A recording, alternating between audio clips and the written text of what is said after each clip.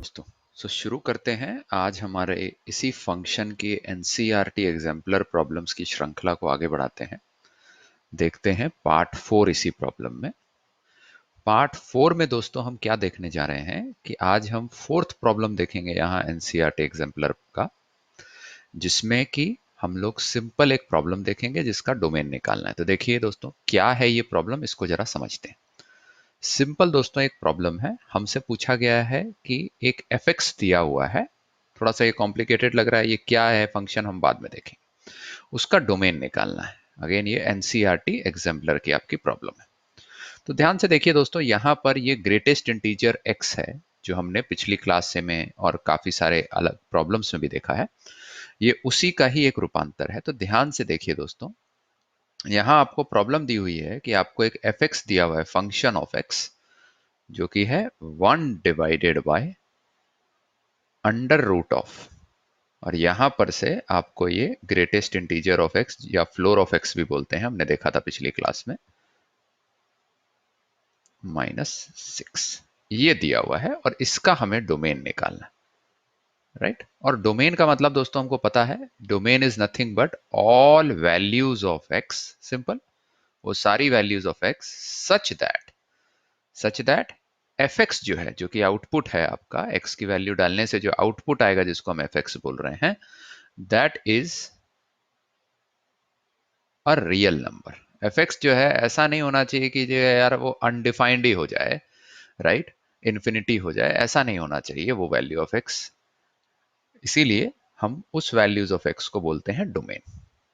ये दोस्तों अगर आप ध्यान से देखेंगे, और एक बार before I proceed into the solution of this problem, मैं आपको जस्ट एक बार इंटीजर ऑफ x या ग्रेटेस्ट इंटीजर ऑफ x, इसको बोलते हैं ग्रेटेस्ट इंटीजर ऑफ x, ये हमने पिछली क्लासों में देखा है, थोड़ा सा आपको रिवाइज करा देता हूँ quickly. Greatest integer of x, जो बच्चे हमारे साथ फुल टाइम कोर्स में जुड़े हुए हैं उन्होंने देखा होगा, ये हमने पूरी क्लास में खाली ग्रेटेस्ट इंटीजर ऑफ x पढ़ा था। तो ये मैं जस्ट 5 मिनट में या 2 मिनट में मैं समराइज कर देता हूँ कि इसका मतलब क्या होता है। ग्रेटेस्ट इंटीजर ऑफ x का मतलब होता है कि it is the greatest integer which is less than or equal to x। ठीक है, it is greatest integer which is less than और इक्वल टू x। अब आप ध्यान से देखिए यहाँ पर इसका मतलब क्या होता है। यहाँ पर से देखिए, अगर जो है आपका एक, मैं सिंपल एक x एक्सिस डालूं, इसमें मान लीजिए ये हैं आपके अलग अलग नंबर्स, जरा स्केल डाल देता हूँ यहाँ पर, यहाँ डाल देता हूँ -1 -2 and so on and so fourth.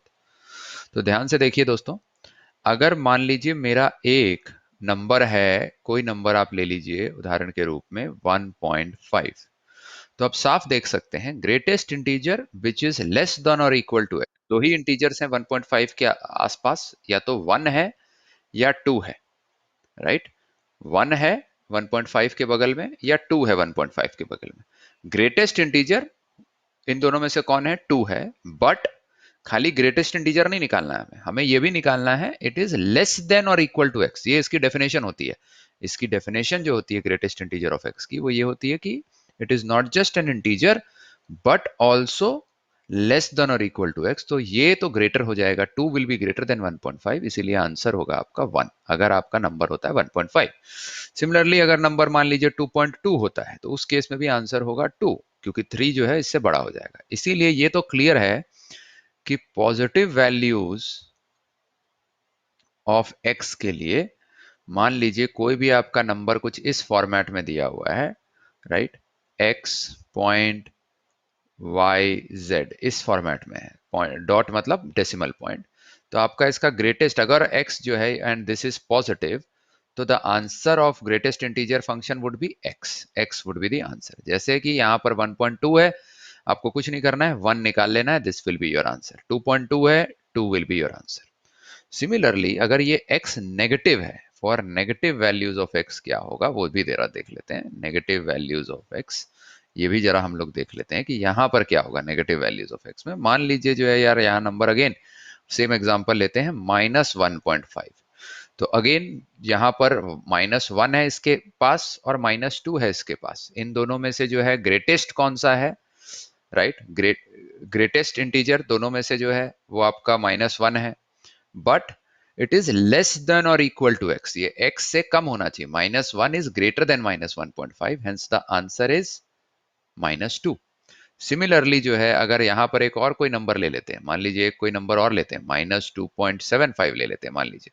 तो -2.75 में भी दो नंबर्स उसके पास है, -3 भी है, -2 भी है, बट इन दोनों में से लेस देन कौन सा है -2.75 के? -3, because -2 is greater then -2.75, right? तो इसीलिए यहां का आंसर है -3। इसीलिए अगर कोई number -x point y z dot y z, point मतलब हुआ डेसिमल, अगर इस फॉर्मेट में है तो इसका जो है वैल्यू आता है -x -1। जैसे आप यहां क्लियरली देख सकते हैं, -2.75 है, इसका आंसर क्या होगा? -2 -1 इज इक्वल टू -3। -1.5 का आंसर कितना होगा? -1 -1 is equal to -2 answer, right? तो ये है दोस्तों greatest integer value of x। ये मैंने आपको 2 मिनट में रिवाइज कराया। अगर आप हमारे फुल टाइम कोर्स के साथ नहीं जुड़े हुए तो जरूर जुड़िए, उसमें हम एक पूरा लेसन खाली ग्रेटेस्ट इंटीजर ऑफ x के बारे में पढ़ते हैं। अब वापस आते हैं इस प्रॉब्लम पे। तो ये जो है, ये आपका खाली जो है, ये वाला जो पूरा पार्ट था, इसको अलग कर देते हैं। ये आपका रिकैप था, दिस पार्ट वाज रिकैप। ठीक है, अब जरा इस प्रॉब्लम पे वापस आते हैं। बड़ा सिंपल है ये प्रॉब्लम। यहां पर ये greatest integer of x square, तो ये कुछ जो है एक आपको क्वाड्रेटिक इक्वेशन यहां दिख रहा है। So this is your quadratic equation. कोई चिंता की बात नहीं है। क्वाड्रेटिक इक्वेशन हमने बहुत डिटेल में देखा हुआ है, सॉल्व करना बहुत सिंपल होता है, हम सॉल्व करेंगे। तो बेसिकली अभी के लिए इस प्रॉब्लम को थोड़ा सिंपल बनाने के लिए इसको, इंटीजर ऑफ एक्स को, इसको अभी के लिए मान लीजिए आप इसको z से डिनोट कर दीजिए, ताकि ये आपको जो है greatest integer function of x को हम बाद में डील करेंगे। इस प्रॉब्लम को थोड़ा सा सिंपल बना लीजिए। तो ये आपका जो है प्रॉब्लम हो जाएगी 1 divided by under root of z square minus z minus 6। और ये प्रॉब्लम फिर सॉल्व करना बड़ा आसान है, क्योंकि ये जो है सिंपल क्वाड्रेटिक इक्वेशन। अब जो है याद कीजिए, और अगर याद नहीं आ रहा है तो प्लीज जरूर हमारे एनसीईआरटी एग्जाम्पलर के प्रॉब्लम्स हमने पिछले भी सॉल्व किए हैं, राइट? वो भी आप जाके देखिए। उसमें हमने क्लियरली देखा है कि जब fx जो है वो इस फॉर्मेट में होता है, numerator divided by denominator, when the fx is in this format, domain क्या होता है? x की वो वैल्यूज होती हैं where denominator is not equal to zero. क्योंकि अगर डिनोमिनेटर जीरो हो गया तो this has to be not equal to zero, वो आपका डोमेन ऑफ x होता है। नहीं तो अगर डिनोमिनेटर जीरो हो गया तो fx अनडिफाइंड हो जाएगा। दूसरा हमने एक और भी चीज देखी है। सो ये हमारा एक था जिसको हम कॉन्सेप्ट 1 बोलते थे। This was part of our concept 1। Similarly हमने ये भी देखा था कि अगर fx under score of a number होगा तो अगेन यहां पर से डोमेन ऑफ x जो है, domain of x, domain x where number is not negative. ये बहुत बहुत इंपॉर्टेंट है, नंबर नेगेटिव नहीं होना चाहिए, क्योंकि अगर नेगेटिव हो गया तो अंडर रूट जो है वो नेगेटिव हो जाएगा। इसीलिए हमको यहां से क्या पता लगता है? हमको ये पता लगता है कि हमारा डिनोमिनेटर, मतलब अगर ये जो है इसको हम कंसेप्ट 2 बोलते हैं, तो अगर कंसेप्ट 1 और कंसेप्ट 2 को लगाएंगे तो फ्रॉम कंसेप्ट 1 एंड कॉन्सेप्ट 2 क्या निकल के आएगा दोस्तों? बड़ा सिंपल है। आपका ये जो डिनोमिनेटर है ये जीरो नहीं होना चाहिए, मतलब under score of z square minus z minus 6, this should not be equal to zero. ये कॉन्सेप्ट 1 से निकला। कॉन्सेप्ट 2 क्या बोलता है? ओ सॉरी, ये कॉन्सेप्ट 2 से निकला एंड आपका अ, एक मिनट, सॉरी, हाँ, ये कॉन्सेप्ट 1 से निकला एंड कॉन्सेप्ट 2 बोलता है कि नंबर नेगेटिव नहीं होना चाहिए, मतलब z square minus z minus 6 negative नहीं होना चाहिए, मतलब greater than equal to zero होना चाहिए। ठीक है, तो इन दोनों को अगर हमने लगा दिया if we put both this concept 1 and concept 2, if both of them have to be true, क्योंकि दोनों ट्रू होने चाहिए, तो हमको सिंपली निकल रहा है Z square minus z minus six should be greater than zero, क्योंकि इक्वल टू जीरो होगा तो ये डिनोमिनेटर जो है वो जीरो हो जाएगा, एफ एक्स जो है आपका अनडिफाइंड हो जाएगा। तो ये कंक्लूजन निकला हमारा कंसेप्ट वन और कंसेप्ट टू को लगाने से कि Z square minus z minus six should be greater than zero. अब जरा बस इस सिंपल प्रॉब्लम को सॉल्व कर लेते हैं। Z square minus Z Z square minus z minus six greater than zero, इसको सॉल्व कर लेते हैं। तो बड़ा सिंपल है, Z square minus z minus six should be greater than zero.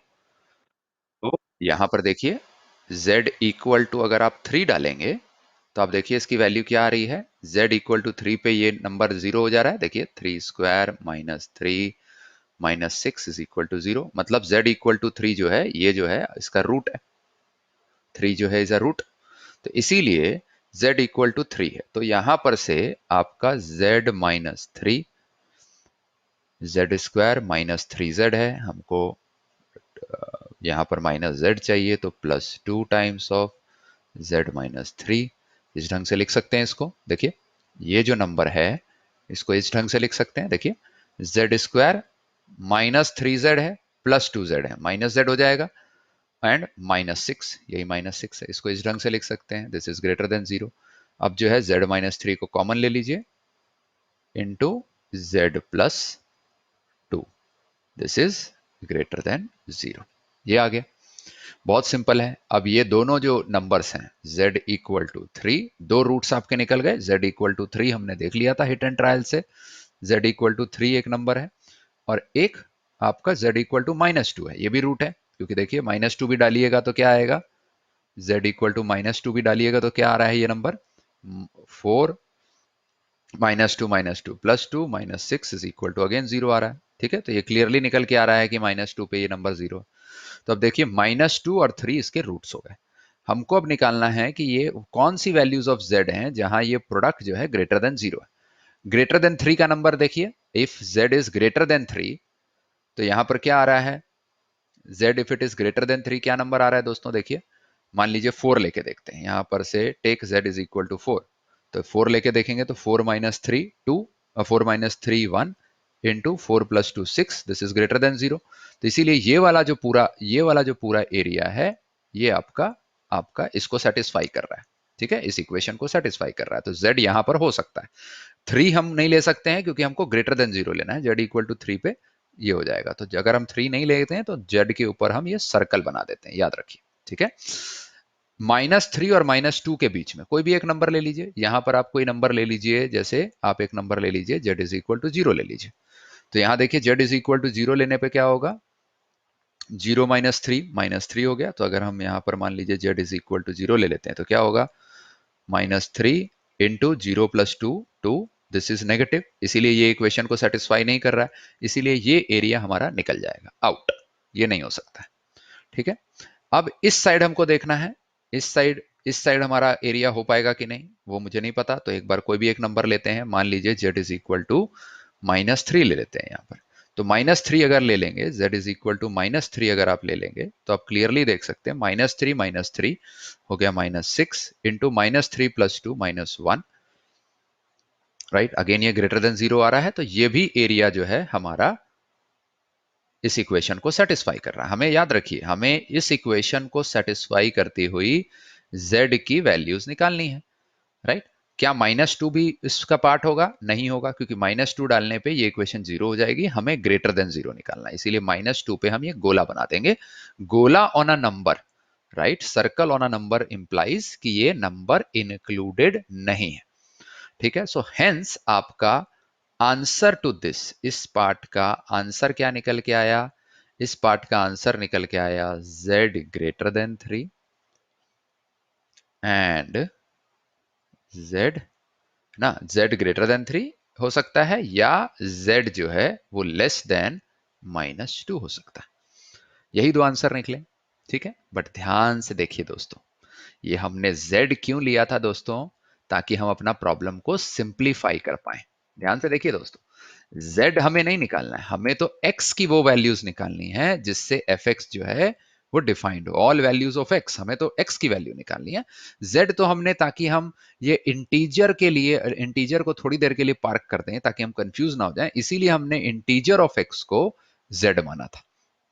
ठीक है, तो अब हम वापस यहां पर इंटीजर ऑफ x को प्लग कर देते हैं। तो यहां से ये आया कि integer of x is greater then 3 और z लेस देन -2 है, तो और integer of x is less than -2। Hence आपकी पूरी प्रॉब्लम जो है अब यहां कन्वर्ट हो गई। अब यहां से हमें x की वैल्यूज निकालनी है। ठीक है, इंटीजर ऑफ x, तो अगले स्लाइड पे चलते हैं, इसी चीज को दोबारा लिख लेते हैं यहां पर। Integer of x is greater then 3 और integer of x is less than -2। अब ये दोनों का मतलब क्या है? Integer of x greater than 3, वो कौन सी वैल्यूज ऑफ x होंगी जहां integer of x greater than 3 होगा? यहां नंबर डालिए, 0, -1, -2, -3, 0, 1, 2, 3, 4। देखिए, integer of x greater than 3, याद रखिए अगर 3 यहां कहीं पर भी होता है, आप ध्यान से देखिए, अगर मान लीजिए x की वैल्यू होती है 3.5, मान लीजिए x की वैल्यू होती है 3.5, तो इंटीजर ऑफ x 3.5 कितना होता है? Less than equal to x। हमने देखा था अगर x जो है, फर्स्ट स्लाइड में देखिए, अगर x पॉजिटिव वैल्यू है तो integer of a positive number is the x। यहां पर ये जो पहला नंबर है, तो 3.5 का ये इंटीजर ऑफ x क्या हो जाएगा? 3 हो जाएगा। राइट, हमें क्या चाहिए? Integer of x should be greater than 3। इसका मतलब है x 3.5 इसको सेटिस्फाई नहीं करेगा। ऐसे ही इससे पीछे जितनी भी वैल्यूज होंगी, यहां पर इससे पीछे जितनी भी वैल्यूज होंगी वो सब बेकार हो जाएंगी। हमारा इंटीजर ऑफ x, क्योंकि आप देखिए ना, अगर आप इंटीजर ऑफ, अगर आप 3 ले लेते हैं, x की वैल्यू 3 होती है तो भी इंटीजर ऑफ x 3 होता है, ग्रेटर देन 3 नहीं होगा। 2.5 होता है, इंटीजर ऑफ x 2 हो जाता है तो भी सेटिस्फाई नहीं होगा। तो अगर हमें integer of x greater than 3 चाहिए तो हमें या तो 4 रहना पड़ेगा या 4 से ज्यादा रहना पड़ेगा। ये पूरा एरिया जो है नंबर्स का, ये वाला एरिया इसको सेटिस्फाई करेगा, ये वाला एरिया जो है इसको सेटिस्फाई करेगा। राइट, क्योंकि देखिए यहां पर अगर 4.5 लेते हैं तो इंटीजर ऑफ x 4 होता है, 5.2 लेते हैं इंटीजर ऑफ x 5 होता है, जो कि अगेन ग्रेटर देन 3। 4 से नीचे अगर आप कोई भी नंबर लेंगे तो उसका इंटीजर ऑफ x 3 या उससे कम होगा, एंड हेंस आपका ये सेटिस्फाई नहीं करेगा इक्वेशन को। हमें वो वैल्यूज ऑफ x निकालनी है जो कि 3 से बड़ी है, जिसका इंटीजर वैल्यूज ऑफ x जो है वो 3 से बड़ा है, जो कि 4 एंड मोर है। तो इसीलिए इससे हमारा आंसर क्या आ गया? x इज एलिमेंट ऑफ, क्या आ रहा है दोस्तों? 4 इंक्लूडिंग 4। तो 4 अगर इंक्लूडेड होता है तो उसको एंगुलर ब्रैकेट से ऐसे डाल देते हैं, स्क्वायर ब्रैकेट से, कॉमा इंफिनिटी। ये आया इसका सॉल्यूशन।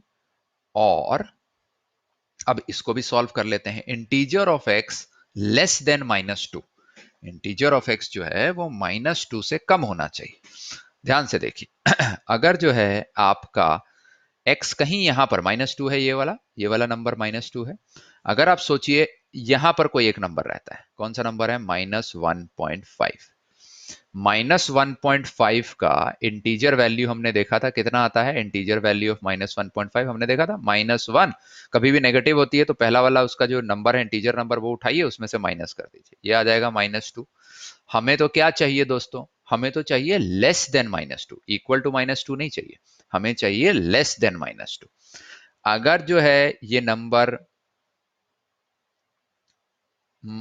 तो हमारा जो नंबर है अगर इस साइड कहीं भी रहता है, यहां पर कहीं पर भी रहता है, इस साइड अगर कहीं भी रहेगा, इस साइड, इससे इस साइड, तो हमारा वो हमेशा जो है लेस देन -2 नहीं रहेगा, ग्रेटर देन -2 रहेगा। क्योंकि देखिए ना, 0 और -1 के बीच में रहता है नंबर, तो हमारा आंसर -1 आएगा, जो कि लेस देन -2 नहीं है, ग्रेटर देन -2 है। राइट, तो इसीलिए हमारा ये सारा नंबर और इसमें -2 इंक्लूडेड नहीं होगा, क्योंकि अगर -2 का भी इंटीजर वैल्यू लेंगे तो वो -2 आएगा। हमें तो लेस देन -2 चाहिए।